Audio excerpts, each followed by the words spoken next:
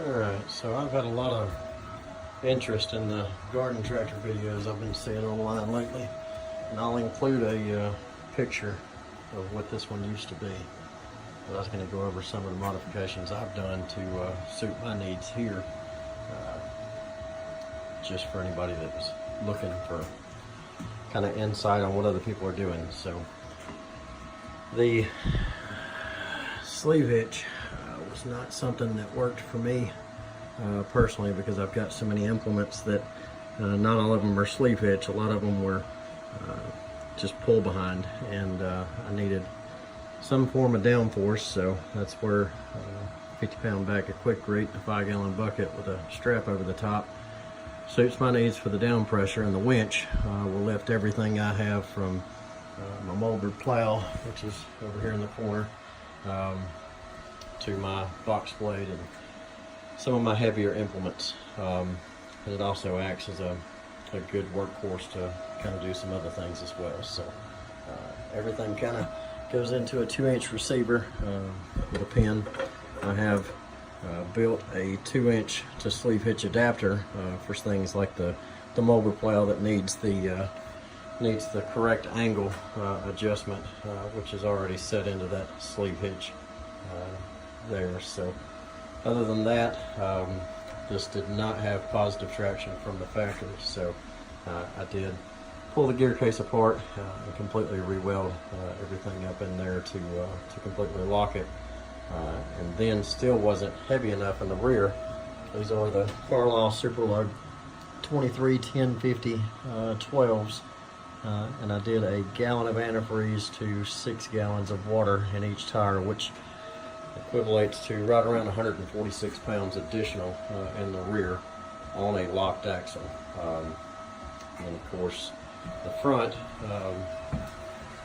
just for why not, I went ahead and did the same Carlisle Superlugs in the front with no extra weight. The front weight, however, when I was lifting the plow, especially when it was still stuck in the ground, it did want to lift the front of the tractor up some. So I got a rotor bit, which is about 250 pounds, and I split that in half. And I had to, at one point this thing did not have a hood, so I actually come in with some 2-inch angle and came off the frame enough to allow my hood to set in here the correct way, which worked out great, because when I went to add the weight, it gave me a little extra space to set something up here in the front. So it is not too heavy for these wheels. I was kind of scared of that, but I've got several hundred hours of driving around with these weights in here, and I have had no issues with the front end, and that was previous to a 10-ply tire, when I had some of the older turf tires like that were dry rotted with tubes actually inside. The hood is off a newer Poland riding mower, just something to kind of keep the motor covered. It was at one point red. I did decide to go with a blue and white theme, just for, again, why not. The motor is a 18 horse V-twin IC Briggs. I completely went through it. It's pretty much brand new inside, minus the out. I did do a small 12-inch slim spot and flood combination in the front here, and then of course the rear, I have some utility lights. I just went with 2 pre-floods in the rear, just to kind of light up whatever implement I've got at the time. The seat is also off a newer Poland riding mower. Had to add this plate in here for the springs to sit on the seat correctly. To my knowledge, it may have had a seat kill switch at one time, but it didn't when I got it, so I've never needed it. And of course, this button here was actually one for an electronic actuator, just the up and down for the rear lift here. And again, the electronic actuator, every time I tried, whether it was one of the smaller low grade or even all the way up to the industrial grade, I probably spent $700 worth of actuators over the course of a year, and it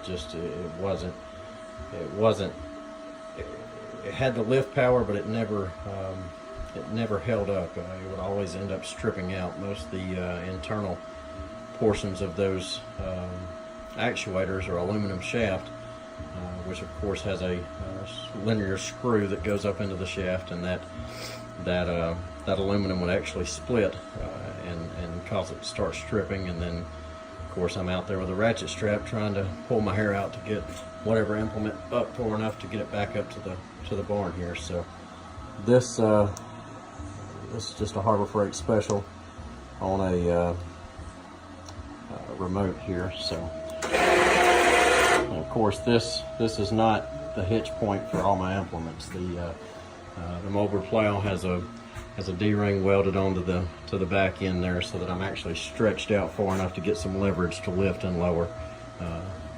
I'll take you outside and show you the others as well, and it works just as good. The only problem I've had, especially with my rear grader blade, when I'm pushing stuff back up into the woods, I'm in reverse and I was bending this 1/4 inch plate here, so I actually took this today.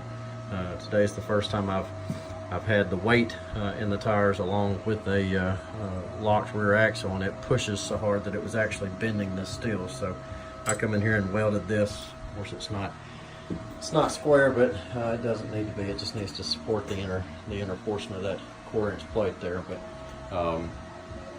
But again, that winch cable will come back and hook to whatever I need to lift and lower, and it does perfect for what I need. I will be taking this box apart and keeping this working, as well as having the up down here to work as well, because sometimes it's just aggravating having to hold on to this thing the whole time you're trying to work. So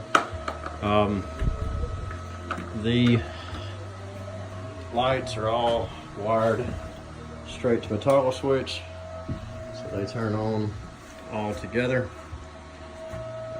which again suits me. It's not that big a deal.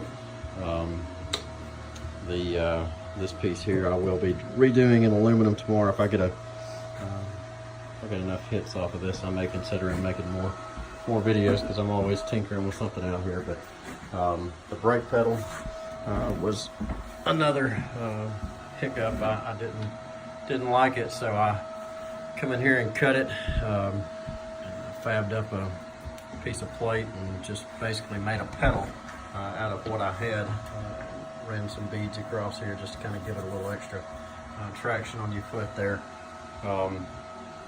Another issue I've had with this is the parking brake not working. So underneath here, it's probably hard to see, but we've got a little shaft with 2 pins that runs across right here. And this little piece was, for some reason, it seemed like it was just welded on backwards. So I flipped it and added another piece of plate here. So now the parking brake is functional, which is great when you got a 2-year-old that likes to climb on here all the time. So other than that, that is about all I can think of. Added the cup holder, because who does work without a beer, right? I think that is about it, guys. So I'll grab my light, I'll walk out here, and I'll show you the implements that I do have.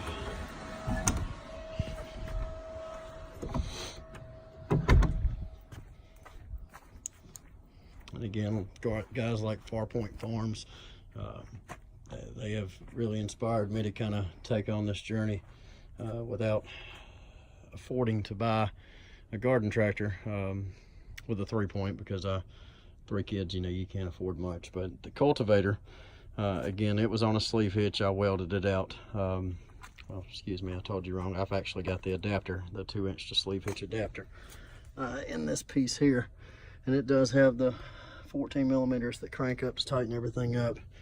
And you can see the straps where I put the concrete buckets on top of it, just to kind of give it some more weight.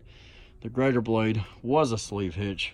This is this is one of the first implements that I ever got, and I didn't have a use for the sleeve hitch adapter at that point, so I actually welded this solid here to a 2-inch, and it works out great because this can flip one way or the other. And then of course you see the ring I've got welded for the winch cable there. That is a just a center breaker for my row breaker for my garden. Once I get everything tilled up, I'll come back with the garden tractor and just kind of do as much work as I can on that. And then all I've got to do is just drop seed, bring this back across it to cover it, and then everything grows. That disc can be thrown in the trash. I have never had any luck worth talking about with it. The tiller here, that is a whole nother project. It's going to have a 212 cc 6.5 horse motor sitting on top of it. I picked it up for 50 bucks. It's got a master link and the transmission broke on the chain, so 86-cent part, along with about 12 hours worth of labor to get it apart to do the job. Of course, then a $100 motor, but it'll be well worth the time spent to not have to do everything with a rear tine tiller. Then of course that's mainly for the truck, but other than that, I've got a drift mower I'm working on as well. So again, if you guys, any of you guys want to see my projects or anything, just leave a comment or let me know. I've been contemplating whether or not to do this for a while, but again, some of the older guys that's been on here for a while has inspired a lot of what I've done, and I think it's probably about time that I share what I've come up with from it. So thanks, guys.